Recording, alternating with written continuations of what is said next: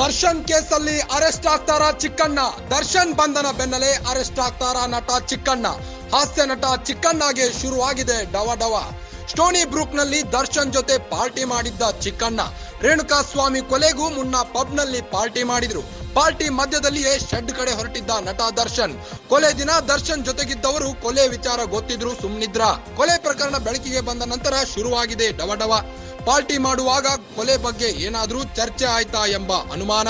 ವಿಚಾರಣೆಗೆ ಬರುವಂತೆ ಚಿಕ್ಕಣ್ಣಗೆ ನೋಟಿಸ್ ನೀಡೋ ಸಾಧ್ಯತೆ.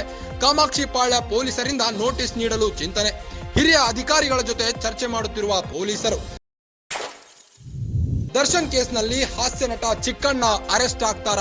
ದರ್ಶನ್ ಬಂಧನದ ಬೆನ್ನಲ್ಲೇ ಅರೆಸ್ಟ್ ಆಗ್ತಾರ ನಟ ಚಿಕ್ಕಣ್ಣ. ಹಾಸ್ಯ ನಟ ಚಿಕ್ಕಣ್ಣನಿಗೆ ಶುರುವಾಗಿದೆ ಡವ.